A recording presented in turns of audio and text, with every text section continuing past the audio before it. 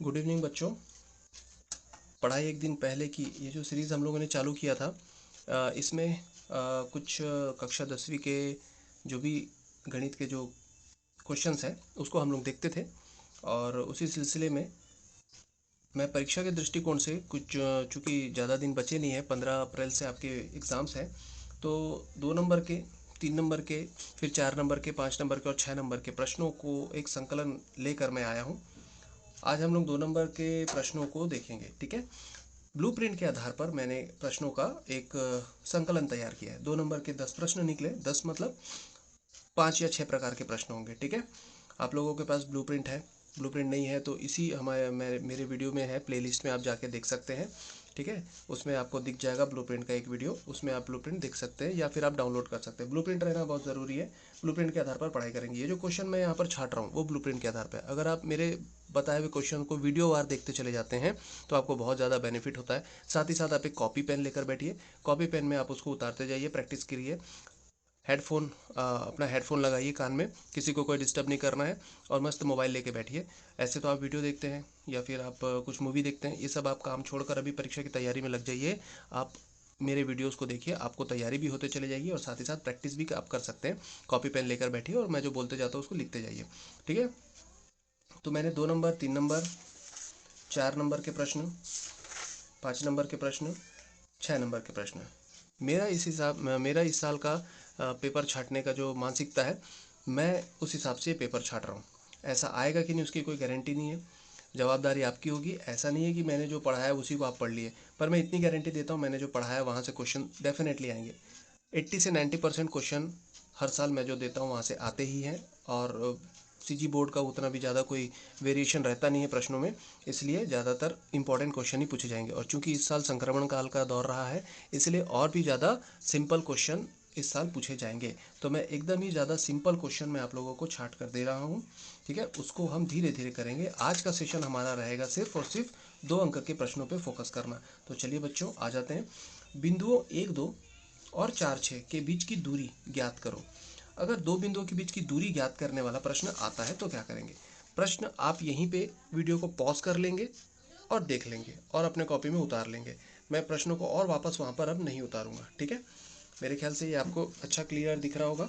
मैं जो ये वीडियो बनाता हूँ बच्चों, 1080 पिक्सल पे बनता है, यानी कि वो HD क्वालिटी के लगभग है। आप लोग अपना क्वालिटी बढ़ा लिया करें। जब भी आप मोबाइल में देखते हैं तो राइट साइड पे एक 3 डॉट आता है, तो 3 डॉट को आप सेलेक्ट करेंगे तो सेटिंग में वो पिक्सल बढ़ाने का भी आता है। उसको ऑटो में मत रखिएगा, क्वालिटी को उसको आप बढ़ा दीजिएगा, 1080 पिक्सल तक के आपको ये देगा, ठीक है। तो चलिए पहला क्वेश्चन देखते हैं अपन। और एक बात बच्चों, आप लोग इस वीडियो को जितना ज़्यादा अपने बच्चों और अपने सहपाठियों को शेयर करेंगे उतना ज़्यादा सबका भला होगा। ये संक्रमण काल का दौर है, इस साल कंपटीशन ना करते हुए सबकी मदद करने की सोचिए। जितना ज़्यादा हो सके वीडियो को आप फॉरवर्ड कीजिए, क्योंकि मैं सुन रहा हूँ कई जगह से मेरे को सुनने मिल रहा है कि कुछ ही बच्चे देख रहे हैं और वो अपने फ्रेंड सर्कल में शेयर नहीं कर रहे हैं, क्योंकि वीडियो का लाभ हम ही उठाना चाहते हैं ऐसी मानसिकता के साथ। ये दौर पढ़ाई का दौर नहीं रहा है बच्चों, इसलिए ध्यान दीजिए। आपको ये शेयर करना है, सबका भला हो, है ना, उसके बाद मेरा भला हो, इस सिद्धांत के साथ आपको आगे बढ़ना है। चलिए इसी सिलसिले से अपन आगे चालू करते हैं भाई। 2 अंक के प्रश्नों का पहला प्रश्न क्या है। बिंदुओं 1, 2 और 4, 6 के बीच की दूरी ज्ञात करो, ठीक है। तो हम लोग देख रहे हैं हल, उत्तर क्रमांक 1 का हल, ठीक है। यहाँ पर आप उत्तर क्रमांक 1 भी लिख सकते हैं, उत्तर क्रमांक 1, ऐसा लिखकर आप उसको सॉल्व कर सकते हैं, ठीक है। क्या क्या दिया है, 2 बिंदु दिया है, एक बिंदु को ए मान लेते हैं और एक बिंदु को हम बी मान लेते हैं, ठीक है। इनके बीच का डिस्टेंस यानी कि दूरी ज्ञात करना है। ए का निर्देशांक क्या दिया हुआ है, 1, 2 और 4, 6। अभी बहुत ज़्यादा बेसिक चीज़ें समझने का टाइम नहीं है बच्चों, है ना। बहुत ज़्यादा बेसिक चीज़ें समझने का समय नहीं है कि भाई निर्देशांक क्या होता है, वो क्या होता है। अब सीधे सीधे सूत्र को देखो और सॉल्व करते बैठो, ठीक है। समझ में आ जाएगा सब। इन दोनों के बीच की दूरी ज्ञात करनी है, तो आप पैटर्न वाइज चलेंगे ना, कैसे क्या करना है। ज्ञात है, क्या दिया है पकड़, पहले लिखिए, है ना। बिंदु, 2 बिंदु आपको दिया गया है। बिंदु ए ज्ञात है जिसका निर्देशांक है 1, 2, और बिंदु बी ज्ञात है जिसका निर्देशांक है 4, 6। और हमको ज्ञात करना है, क्या ज्ञात करना है भाई, ज्ञात करना है ए बी।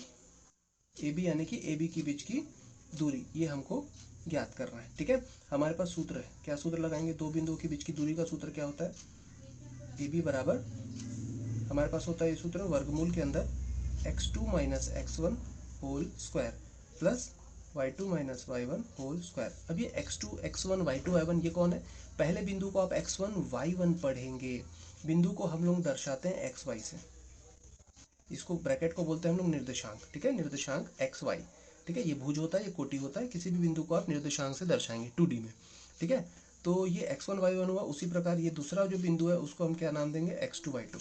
ठीक है, तो x1 1 हो गया, y1 2 हो गया, x2 4 हो गया, y2 6 हो गया। ठीक है, चलिए इनका मान डालिए, x2 ऋण x1।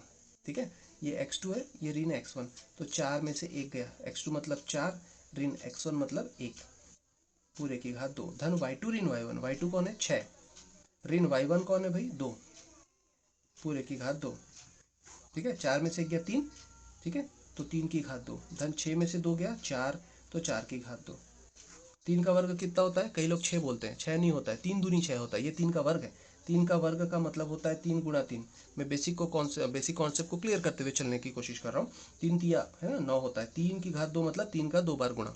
ठीक है, 3 की घात 2, तो 3 कितने घात है, 2, घात मतलब के घाव, घाव मतलब कितने बार, है ना, तो 3 यहाँ 2 बार है, 3 के घाव है, 3 के घात है, 3 के घात या के घाव तो 2 घाव है, 2 घाव मतलब 3 गुना 3। ठीक है, तो 3 तिया 9, 9 लिखेंगे, कई बच्चे 6 लिखते हैं, इसको मैं इसलिए क्लियर करने जा रहा हूँ, ये 9 होगा ना, 3 की घात है ये, तो ये 3 की घात 2 कितना हो जाएगा, 3 गुना 3 यानी कि 9, और 4 की घात 2 यानी कि 4 के घाव है, 2 घाव यानी कि 4 गुना 4 यानी कि 4 चौक 16, 16 और 9 25 होता है, तो वर्गमूल 25, वर्गमूल 25 आपको पता होना चाहिए 5 आता है। ठीक है, तो ये ए बी आ गया, दूरी आ गई आपको, दूरी ए बी बराबर 5 इकाई, अगर सेंटीमीटर होगी तो सेंटीमीटर, और अगर मीटर होगी तो मीटर, तो इकाई करके लिख देंगे। अब उत्तर वाली लाइन, ठीक है, उत्तर भी लिखना है आपको, सवाल बनाने का तरीका यही होता है, ज्ञात है, ज्ञात करना है, क्या सूत्र आप उपयोग करने वाले हैं, सॉल्व कीजिए, ये बॉडी ऑफ ये स्ट्रक्चर है, ये बॉडी स्ट्रक्चर जिसको बोलते हैं,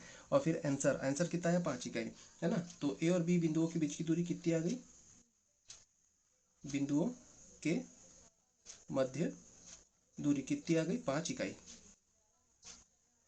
ठीक है, ये पहला प्रश्न खत्म, लाइन क्लोज कीजिए। अब उत्तर क्रमांक दूसरे में आ जाइए। ठीक है, तो ये दूसरा क्रमांक 2 और 3 और 2 और 7 के बीच की दूरी, तो अब आप सेम बनाएंगे, ये आपका होमवर्क है एक्चुअल में। ठीक है, उत्तर क्रमांक 2, उत्तर क्रमांक 2, ये भाई एक एक क्वेश्चन मैं जानबूझ कर दिया हूँ ताकि मैं एक बताऊँ और आप दूसरा बना लें। ठीक है, पर आप उसको पूरे अच्छे तरीके से आप बनाएंगे। हल करने में लिखिए भाई, यहाँ पर ये रहेगा ए, और दूसरा बिंदु क्या रहेगा बी, 2 3 और 2 7, इसको लिखेंगे 2 3 और इसको लिखेंगे 2 7। ठीक है, इन दोनों के बीच की दूरी आपको फाइंड करनी है, ज्ञात करनी है, तो आप लिखेंगे ज्ञात, ज्ञात है, सेम चलाएंगे। ठीक है, फिर ज्ञात करना है, वैसे ही चलाएंगे सेम, फिर आप क्या सूत्र लगा रहे हैं, तो वही सूत्र लगेगा, ए बी बराबर वर्गमूल के अंदर x2 ऋण x1 पूरे की घात 2 धन y2 ऋण y1 पूरे की घात 2। ठीक है, तो x2 का मान कितना, इसको हम शुरू वाले को पढ़ेंगे x1 y1, दूसरे वाले को पढ़ेंगे हम लोग x2 y2, तो x2 ऋण x1 यानी कि 2 ऋण 2 पूरे की घात 2 धन y2 ऋण y1 यानी कि 7 ऋण 3 पूरे की घात 2। ठीक है, तो आप इसका आंसर कितना आता है देख लेंगे, ये जीरो हो रहा है, जीरो की घात 2 जीरो, 7 ऋण 3 यानी कि 4, 4 की घात 2, 4 की घात 2 16 होता है, और 16 के ऊपर वर्गमूल रहेगा यानी कि 4 इसका उत्तर आएगा। ठीक है, मैं लिख देता हूँ, बाकी काम आप कर लेंगे। ये शून्य हुआ, शून्य की घात 2 धन 7 ऋण 3 कितना हो गया 4, 4 की घात 2, शून्य का वर्ग कितना होता है शून्य होता है, 4 का वर्ग कितना होता है 16, तो 16 धन शून्य 16, और 16 का वर्गमूल कितना 4, तो इसका उत्तर आ जाएगा 4 इकाई।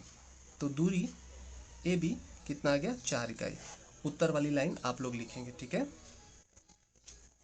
ठीक है, मेरा काम है एक बार बताना, आप लोग सवाल को समझ लीजिए, फिर उसके बाद प्रैक्टिस कीजिए, सब बन जाएगा। ठीक है, आ जाइए उत्तर क्रमांक 3 में। उत्तर क्रमांक 3 पूरक कोण की त्रिकोणमिति से संबंधित प्रश्न है, त्रिकोणमिति के चैप्टर से आ जाइए। ठीक है, तो मैं कुछ बेसिक नॉलेज देते हुए यहाँ पर आप लोगों को इसको मैं बताऊंगा। ठीक है, तो प्रश्न क्रमांक 3 जिसका उत्तर क्रमांक 3 में लिख रहा हूँ, हल, हल लिखिए, सॉल्यूशन लिखिए। ठीक है,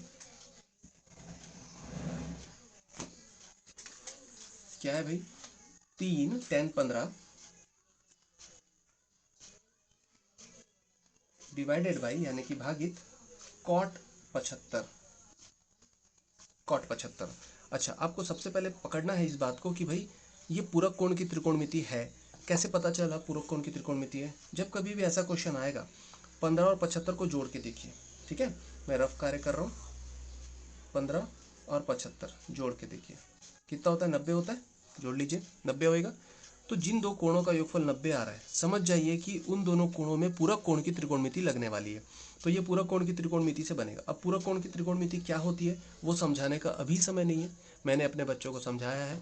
जो दूसरे स्कूल के बच्चे पढ़ रहे हैं वो, अगर आप लोगों ने पढ़ा है तो अच्छी बात है, नहीं पढ़ा है तो इसको थोड़ा सा इसी रूप में समझने की कोशिश कीजिए जो मैं बता रहा हूँ। पूरक कोण की त्रिकोणमिति से हट के होती है थोड़ी सी। ठीक है, जैसे मैं एक बता दूं ऐसी, ये समकोण होता है और इसको हम थीटा लेते हैं, और जो बच गया उसको हम लोग लेते हैं 90 ऋण थीटा। इस थीटा के लिए जो आप यूज़ करेंगे वो होगा साइन थीटा।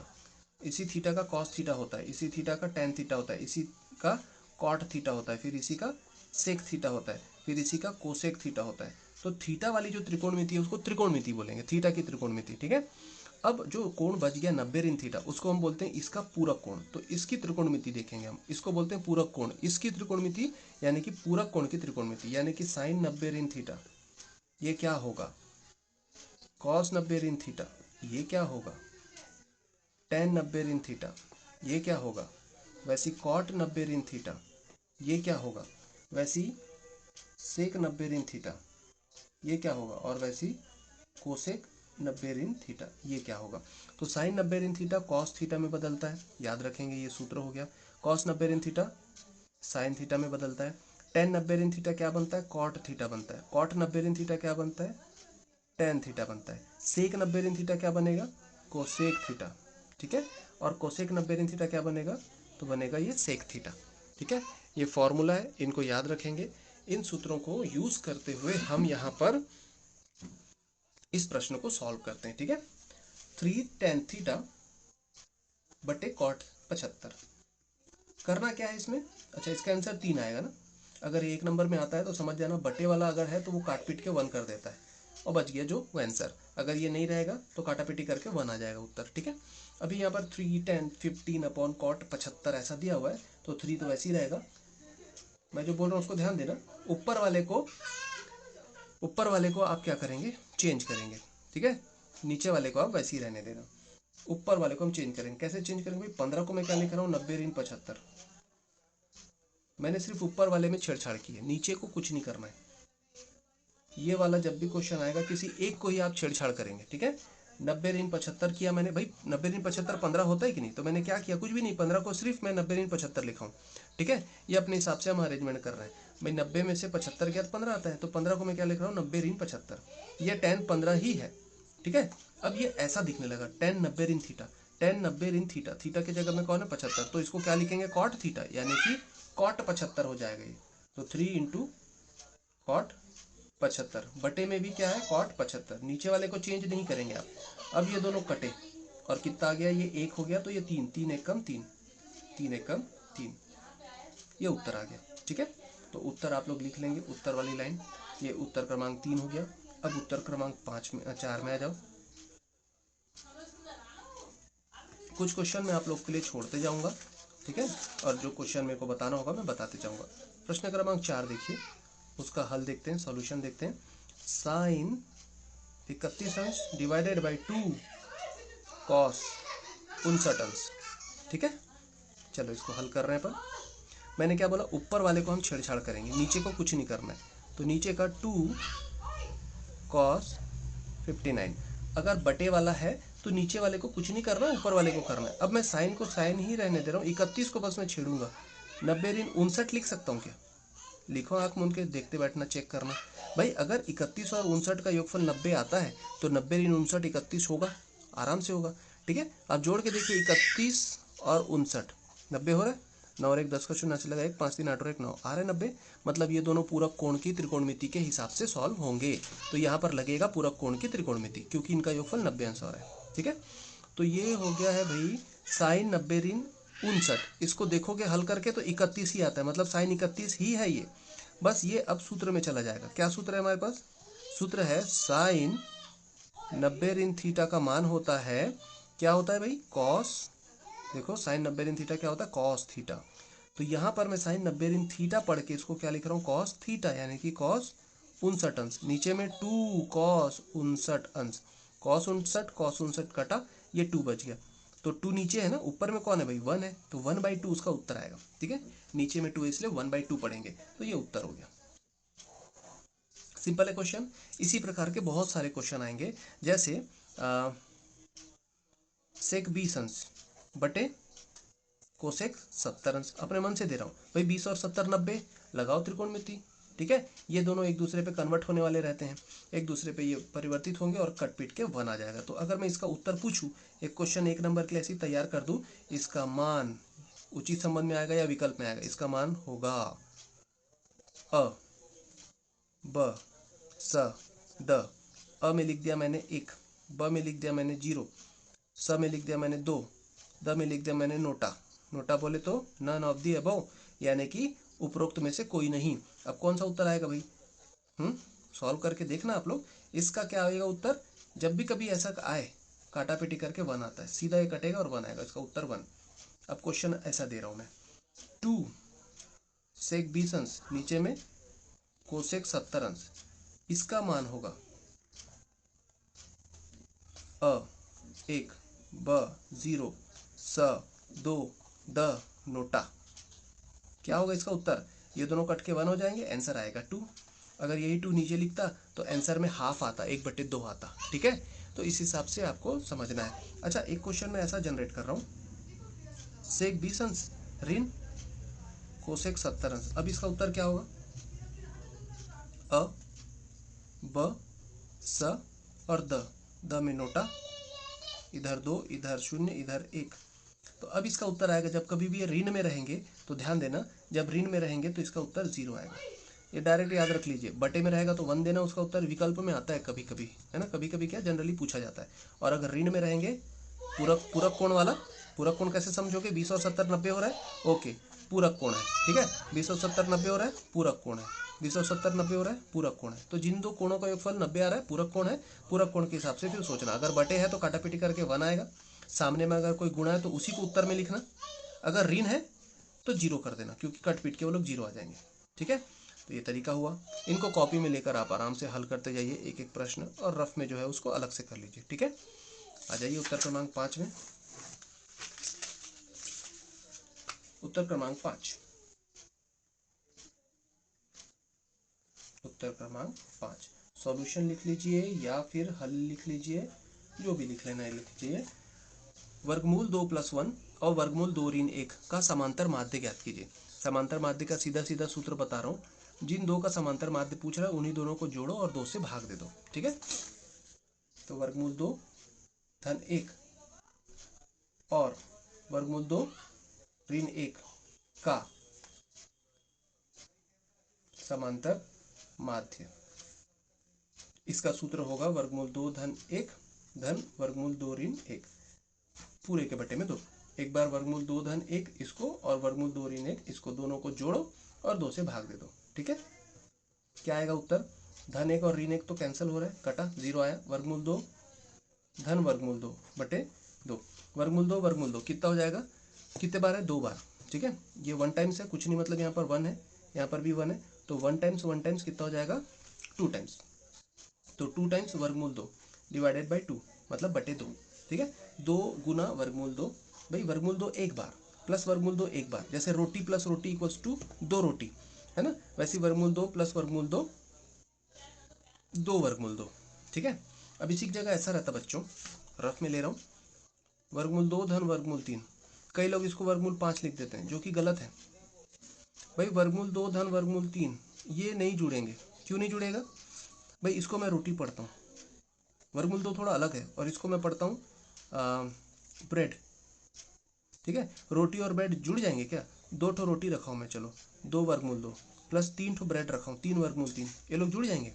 नहीं जुड़ सकते। 2 रोटी अलग से दिखेगी, 3 ब्रेड अलग से दिखेगा। अब ऐसी 2 रोटी प्लस 3 रोटी और 2 रोटी प्लस 3 रोटी कितना हो जाएगा, 2 और 3 5 रोटी, यानी कि 5 वर्गमूल 2।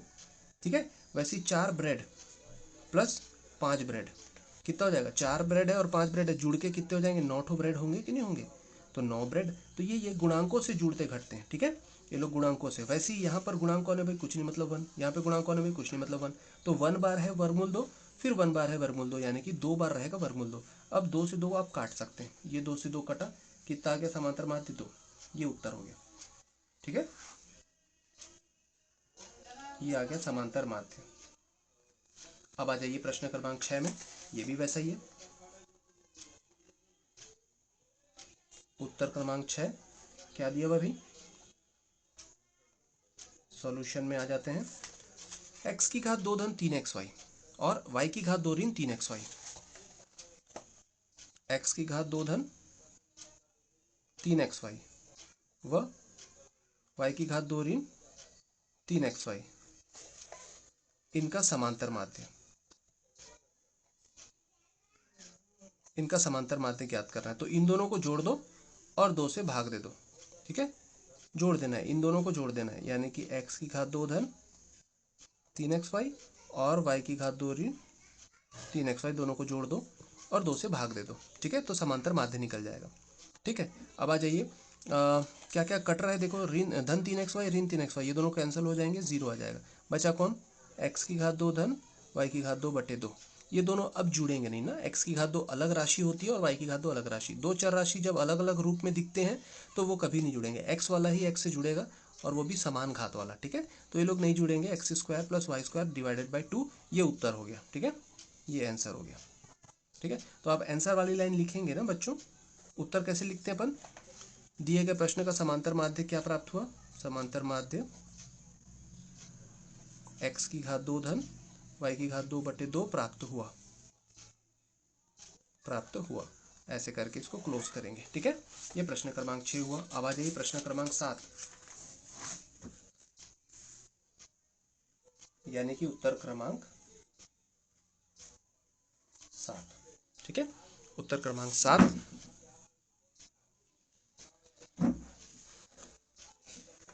क्या है प्रश्न, यदि px, इसको मैं लिख रहा हूं। ठीक है,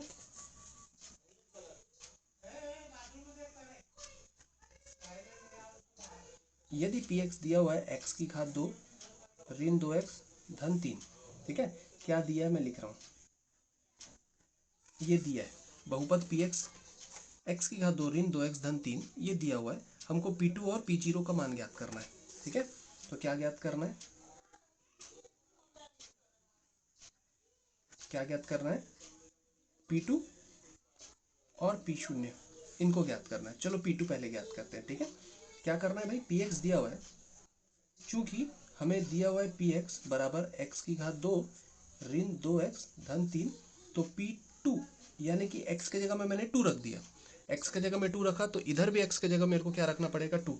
तो मैं रखा 2, x के जगह में 2 रखा, उसका वर्ग है मतलब वर्ग चढ़ाओ, ऋण ये तो 2 वैसी है, x के जगह में 2 रखा तो इसको 22 नहीं पढ़ेंगे ना, गुणा रहेगा, यहाँ पर गुणा रहता है, तो 4 होगा ये, प्लस 3, 2 की घात 2 कितना, 4। ठीक है, 2 दूनी 4 और ये भी 2 दूनी 4 धन 3, ये धन 4 है, कुछ नहीं मतलब धन है, धन 4 और ऋण 4 कैंसिल होते हैं, 0 हो गया, तो आंसर आ गया 3। तो ये उत्तर कितना मिल गया भाई, p2 का मान कितना मिल गया, 3।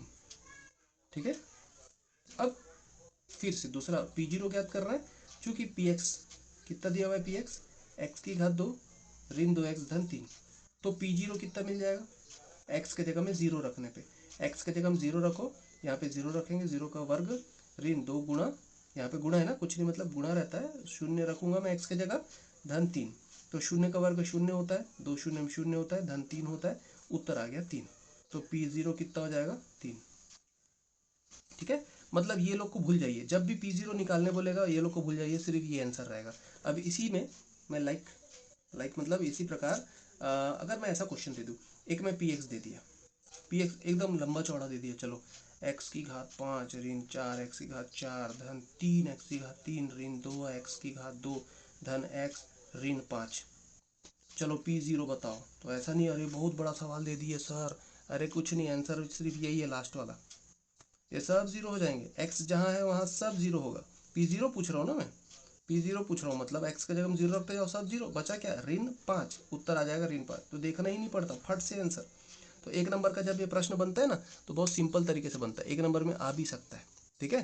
तो उसके लिए सॉल्व करना पड़ता है। तो P0 वाला आएगा, मतलब सीधा लास्ट में आंसर रहेगा। अगर धन 5 है तो धन 5, अगर ऋण 5 है तो ऋण 5, धन 6 है तो धन 6, ऋण 6 है तो ऋण 6, ठीक है। जैसे एक क्वेश्चन मैं अपने मन से दे देता हूँ, चलो थोड़ा वस्तुनिष्ठ भी होते रहता है थोड़ा सा, ठीक है। एक क्वेश्चन मैं अपने मन से दे रहा हूँ, इधर थोड़ा खसका देता हूँ, एवरडी में दिख जाएगा नहीं तो।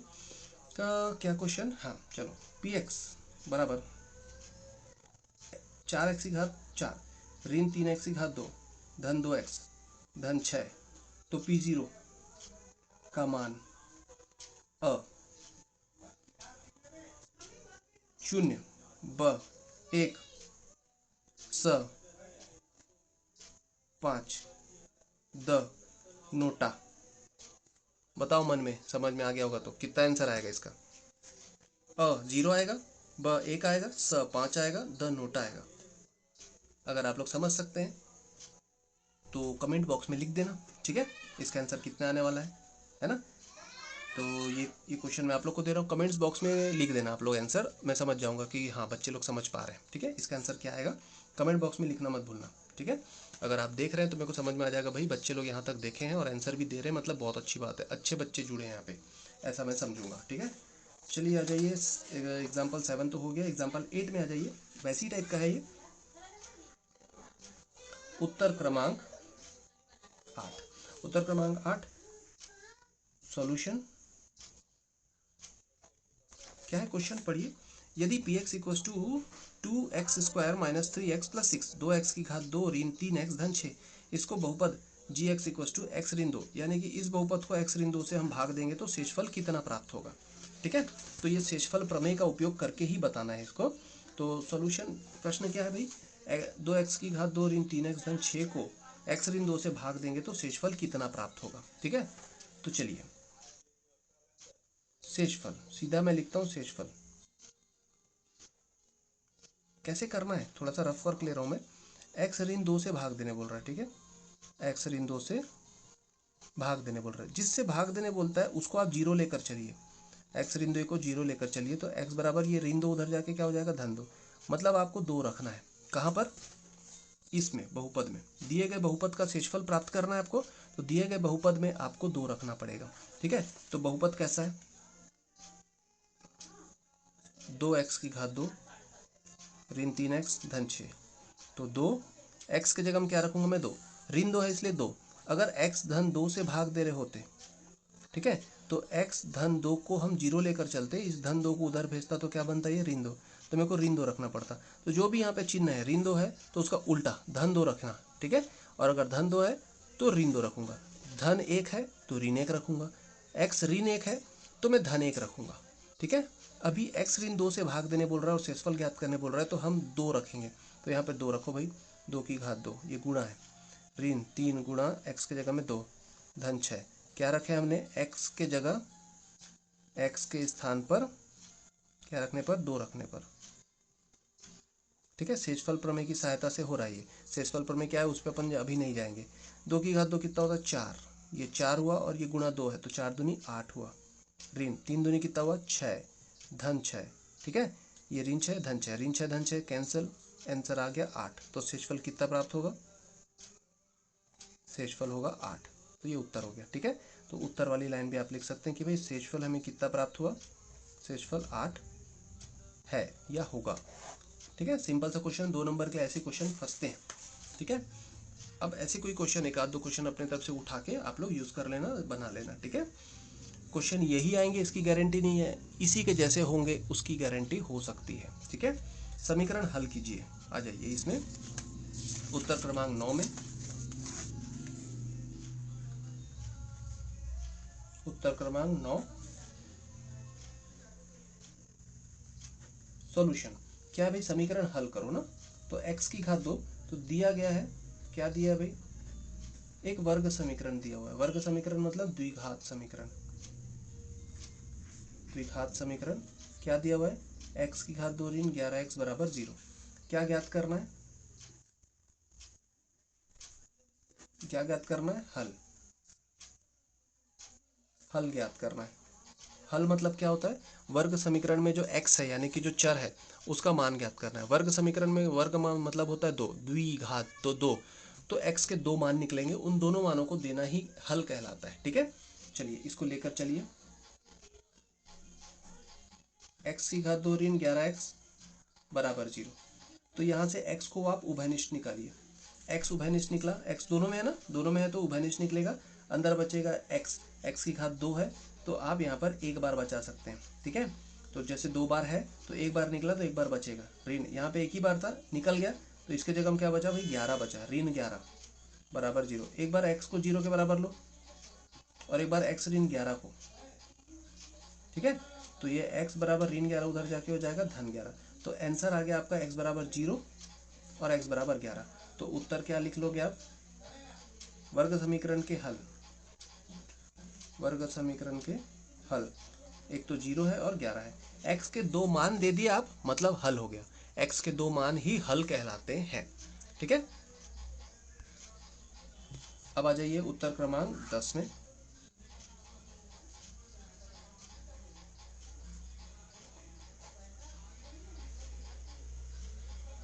सॉल्यूशन, क्या प्रश्न है, समीकरण हल कीजिए, x ऋण 2 x धन 3 बराबर 0। ऐसे क्वेश्चन आते हैं, सिंपल है। देखो आंसर तुरंत दिखता है यहाँ से, एक तो 2 आएगा और एक ऋण 3 आएगा, इसी को पलट के पढ़िए।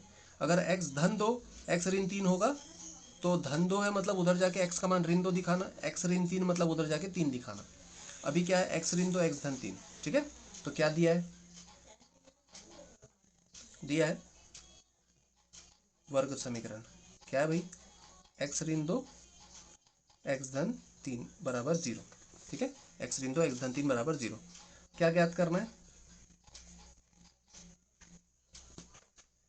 हल, हल ज्ञात करना है। मतलब x के 2 मान, x के 2 मान निकालने हैं। ठीक है, तो चलिए भाई आ जाइए, यहाँ पर लिख लीजिए x ऋण 2 x धन 3 बराबर 0।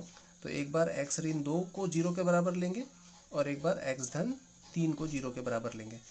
तो ये ऋण 2 पक्षांतर हुआ तो क्या बना, धन 2, और ये धन 3 उधर पक्षांतर हुआ तो क्या बना, ऋण 3। ठीक है, तो x का मान 2 और x का मान ऋण 3, ये उत्तर आ गया। x के 2 मान मिल गए ना, बात खत्म। उत्तर क्या आ जाएगा, वर्ग समीकरण के हल, या मूल भी बोलते हैं ना, वर्ग समीकरण के हल, या इसी को हम बोलते हैं मूल। कौन कौन हुआ, 2 और ऋण 3 है। ठीक है, तो देखिए इस तरीके से हम लोगों ने लगभग आधा घंटा लगा होगा, आधा घंटा मैं समझाते हुए कर रहा हूँ। अगर आप बनाने बैठेंगे तो 15 से 20 मिनट के अंदर 10 क्वेश्चन बन जाते हैं। ठीक है, तो आपको वहाँ पर कितने क्वेश्चन आएंगे, ब्लूप्रिंट के आधार पर, ब्लूप्रिंट के आधार पर 2 नंबर के कितने प्रश्न होते हैं, 5 प्रश्न होते हैं। ठीक है, तो 5 प्रश्न बनाने हैं, तो 5 प्रश्न कितने देर में बन जाना चाहिए बच्चों, 15 मिनट के अंदर बन जाना चाहिए। फिर भी चलो आपको 20-25 मिनट का समय है आपके पास 5 प्रश्न बनाने के लिए 2 नंबर के। ठीक है, तो इसी प्रकार के प्रश्न आएंगे, प्रैक्टिस कर लीजिए, आज ही कर लीजिए। ठीक है, आज ही कर लीजिए, मेरे साथ साथ चलिए, मैं तैयारी करवा दूंगा आप लोगों का।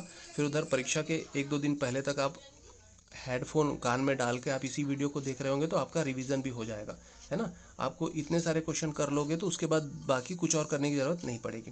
मेरे पास 2 number, 3 number, 4 number, 5 number, 6 number सभी प्रश्न हैं। और इस साल ज़्यादा से ज़्यादा चांसेस हैं ऐसे ही प्रश्न आने के, क्योंकि मैं उसी दृष्टिकोण से छाटा हूँ।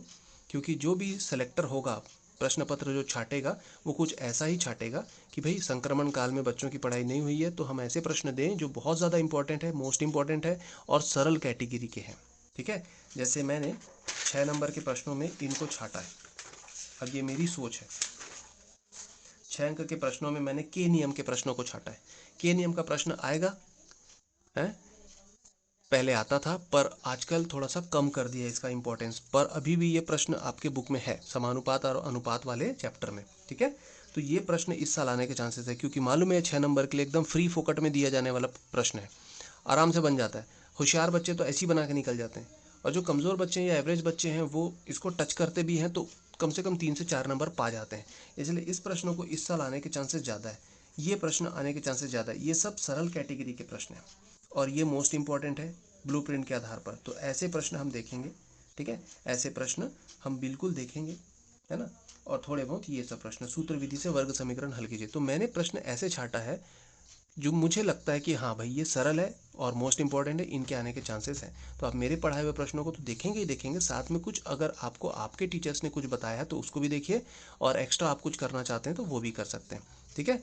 पर जो एवरेज रेंज के बच्चे हैं या एवरेज से कम है, जिनको परीक्षा की तैयारी नहीं हो पाई, जिनको डर लग रहा है, तो मेरे साथ बने रहिए। इन प्रश्नों को आप करके आराम से पास हो सकते हैं, इसकी गारंटी मैं देता हूँ, ठीक है। क्योंकि यहाँ पे ऐसे ऐसे क्वेश्चन हैं जो आपको आराम से पास कर देंगे, जैसे आवर्ती जमा खाता, सावधि जमा खाता, परिवृत्त, ये आएंगे ही आएंगे, श्योर है, कोई नहीं काट सकता। आलेख हो गया, आलेख के क्वेश्चन, ठीक है।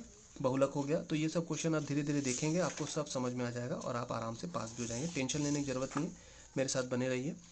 पास होने वाले भी बने रहिए और जो अच्छा नंबर पाना चाहते हैं वो भी बने रहिए, ठीक है। और ज़्यादा से ज़्यादा शेयर कीजिए। तो ये 10 प्रश्न हो गए बच्चों, इनको पॉज कर करके अपने कॉपी में उतार उतार के मस्त प्रैक्टिस करिए। प्रैक्टिस सेशन अच्छा रहना चाहिए, है ना। और ठीक है, फिर मिलते हैं, बाय बाय।